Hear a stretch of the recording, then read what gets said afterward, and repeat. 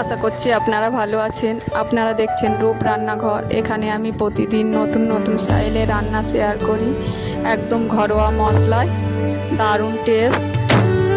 আজ আমি বানাবো এঁচোড়ের কোপ্তা, একদম নিরামিষ একটা রেসিপি। আপনারা এটা নিরামিষ দিনে বানাতে পারেন। এইভাবে বানিয়ে খেয়ে দেখবেন, দারুণ টেস্ট।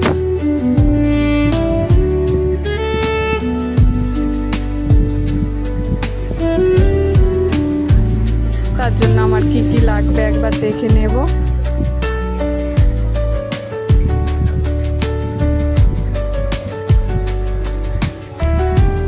প্রথমে আমি এঁচোড়টাকে কেটে নেব। হাতে একটু তেল লাগিয়ে নেব, তেলটা বটিতেও লাগিয়ে নেব।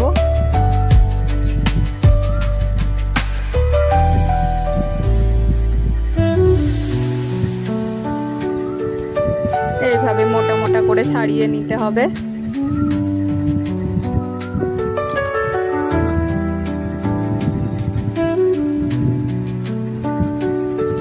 মাঝখানের এই শক্ত অংশটা আমি কেটে বাদ দিয়ে দেব।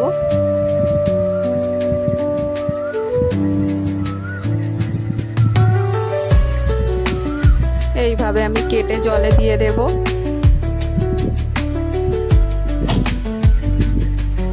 এঁচোড়টা আমার সব কাটা হয়ে গেছে।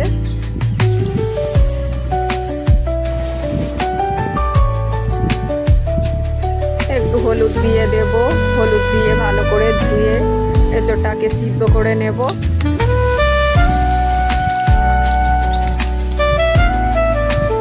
এঁচোড়টা আমি সিদ্ধ করে নিয়ে চলে এসেছি।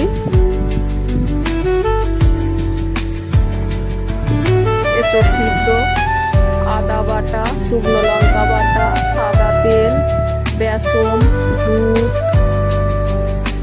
স্পেশাল মশলা, লবণ, শুকনো লঙ্কা, তেজপাতা, গুঁড়ো লঙ্কা, হলুদ। এঁচোড়টা এইভাবে ভালো করে মিক্সড করে নেব।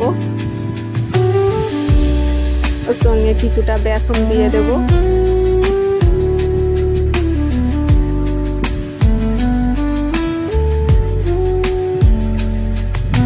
একটু লবণ দিয়ে দেব।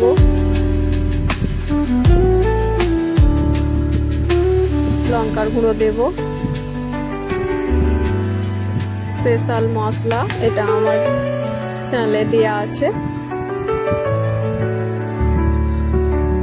আদা বাটা দিয়ে ভালো করে মেখে নেব। অল্প একটু জল দিয়ে দেব। আবারও কিছুক্ষণ মেখে নেব। এইভাবে মেখে নিতে হবে। এঁচোড়টা আমার মাখা হয়ে গেছে। গ্যাসে একটা কড়া বসিয়ে দেব।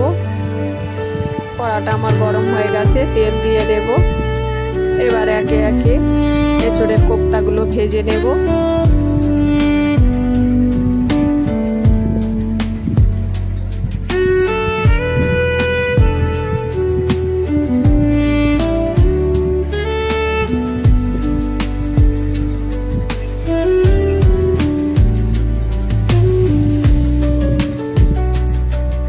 এইভাবে এঁচোড়ের কোপ্তাগুলো ভেজে নেব। এঁচোড়ের কোপ্তাগুলো আমার ভাজা হয়ে গেছে, তুলে নেব। আবারও কড়াতে দিয়ে দেব। এঁচোড়ের কোপ্তাগুলো আমার সব ভাজা হয়ে গেছে।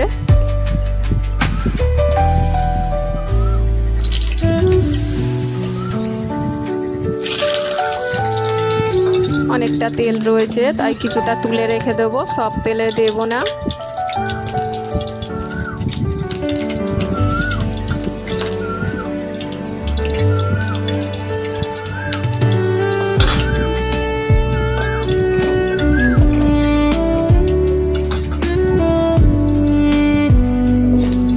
আমি ওই তেলের মধ্যেই আবার আলু দিয়ে দেব।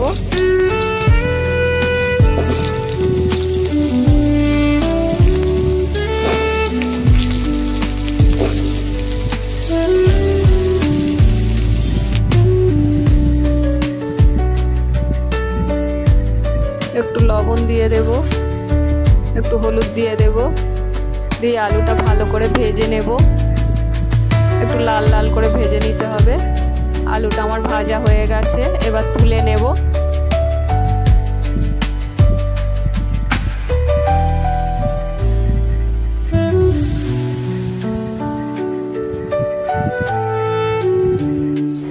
এটা একটা নিরামিষ রান্না, আমি নিরামিষভাবে করছি, তাই আমি সাদা তেলে করছি। আপনারা চাইলে সরষের তেলেও করতে পারেন। ওই তেলেই আমি তেজপাতা, 5 ফোড়ন, শুকনো লঙ্কা দিয়ে দেব। এই সময় গ্যাসটাকে লোতে রাখবেন।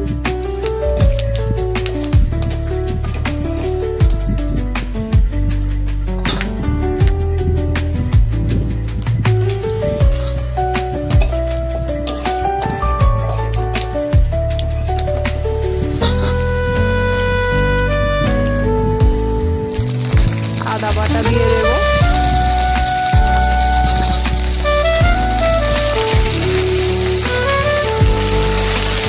আদাটা একটু ভালো করে ভেজে নেব।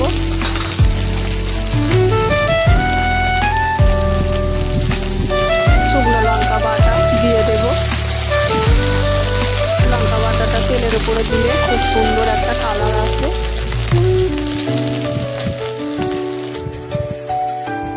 আলুগুলো দিয়ে দেব, আবারও কিছুক্ষণ কষিয়ে নেব।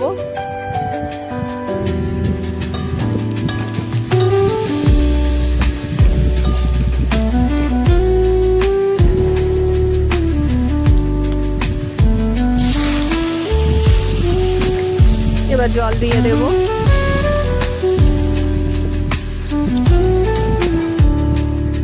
আবারও কিছুক্ষণ ফুটিয়ে নেব।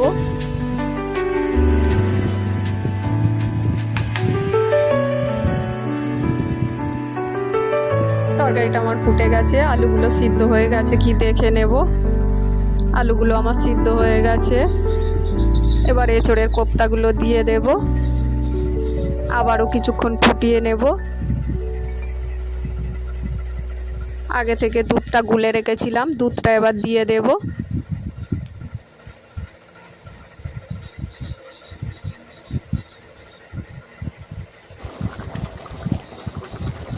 একটু গরম মশলা ছড়িয়ে দেব।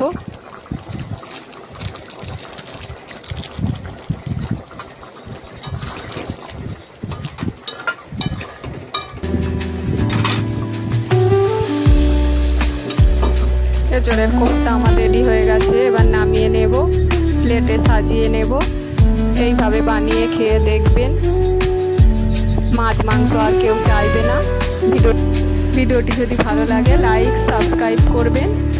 ফেসবুক থেকে দেখলে লাইক ফলো করবেন। আবারও একটা নতুন ভিডিও নিয়ে চলে আসবো।